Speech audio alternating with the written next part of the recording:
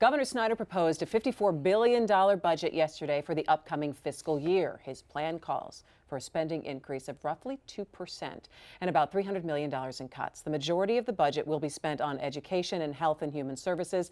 Some highlights of the governor's proposal include $83 million for skilled trades training, more than $12 million for public safety, including the training of 75 new state police troopers who will be deployed to high-crime cities, Flint, Saginaw, including Detroit, plus increased funding for higher education in K-12 schools, especially third-grade reading initiatives. We've got a whole series of recommendations. We looked at best practices across the country.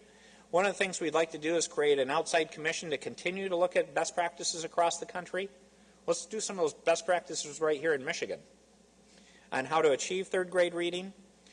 But it would involve things such as home visits, more parental involvement, more diagnostic testing, more teacher training, more instructional hours and resources, and then measuring success in terms of assessments both in kindergarten and third grade.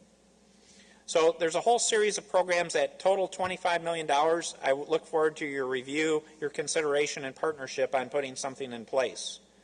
This is one of those great things that it's a long-term investment, but there isn't a better long-term investment we can make. The governor also made a move to deal with the state's current budget shortfall of $325 million. He issued an executive order slashing state spending by $103 million. So we really have two things moving here. And I know, Nolan, that you love talking about budgets. Budgets and numbers. I saw you glaze over when we said we're going to talk about the budget. But this is important stuff because it really it sets up where the spending is going to be. And a lot of people were looking at education. And would the governor start to restore some of the funding that he has initially cut in years past? And a little bump for K through 12, 2%, and a little bump for higher education. Well, it's $400 million more for education in this budget. But if you look at what will happen if Proposal 1 passes on May 5th, that's another $300 million for education. So you could see education spending going up by $700 million this year, and it'll be interesting to see, which is a huge bump, and it'll be interesting to see whether that makes any sort of difference in the classroom or to the financial health of these districts. They, their problems, their money problems have defied increases before in spending. It'll be interesting to see what they're going to do. That's a great influx of money. But as we know, we can't really count on what may or may not happen in May. But will education proponents be very happy with this, Stephen? I think, well, I mean, never. They're like farmers. They're never happy. They're happy with. Wait, farmers are never happy? Never happy. It's not enough. I mean, when you talk about the money that we need for education in this state, this is a start. But as usual, it's not enough. I mean, we have disinvested so completely in education, not just K-12, but also higher ed in this state, and we're still playing catch up. I mean, I think the governor's doing what is probably fiscally responsible here. You can't make it all up in 1 year. You can't go back instantly to what we should be doing, but it is not enough, and there are serious problems inside the way we fund the infrastructure we use to fund schools that still needs to be addressed. I don't think it'll ever be enough. And education spending's up $1.2 billion since 2011.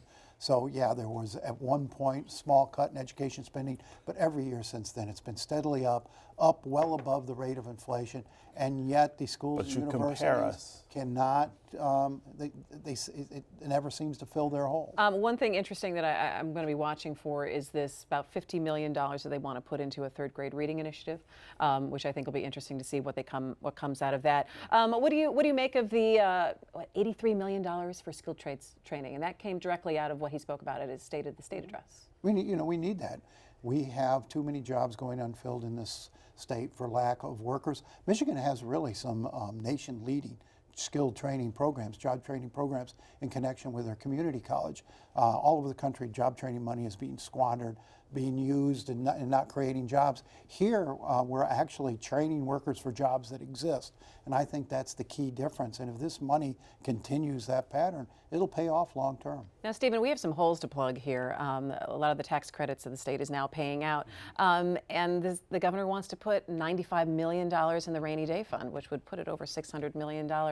Would you argue that point with him and say maybe this isn't the year that we add on to that and we kind of help shift the shells in different places? Well, I mean, I'm not sure that the rainy day fund is the thing I wouldn't put money into. I mean, you get taught early that when you get paid, the first thing you do is pay yourself, right? You put some money away for contingencies, and I think he's been really responsible about that, much more responsible than John Engler, who burned through the fund, and even Jennifer Granholm, who didn't do what she could have to build it back up. Meaning nothing. Well, okay, well, she didn't create the problem. What I would say is that there are other ways that we ought to be looking at tweaking the tax system to fill some of these holes. The governor gave away a lot of credits, or a lot of tax breaks to businesses, and didn't account for the lingering effect of these tax credits, which are not part of his plan, which are old policy, but still sort of a hangover from that. I don't know that it was responsible to give as big of a tax break as he did while these tax credits were out there. I think there are other ways that you can sort of tweak the system to get more money to fill those holes, at least in the short term, and probably not hurt business very much. But it's working. I mean, those policies are working. We're creating jobs. Not as much as other states, not even at the close to the pace. And we went a long time when the rest of the nation was growing and we were declining. This is a huge turnaround for Michigan. I mean, he is thinking long term. And you ask about the rainy day fund. Well, you beef up your rainy day fund, your bond rating goes up, and your borrowing costs go down. You actually save money by investing in the rainy day fund. You also put a lot of money into the retirement system, particularly the teachers' retirement system, to try to bring that up to full funding, so we don't run into serious problems like Wayne County, Detroit, 15, 20 years up the road. That's a very responsible thing to do.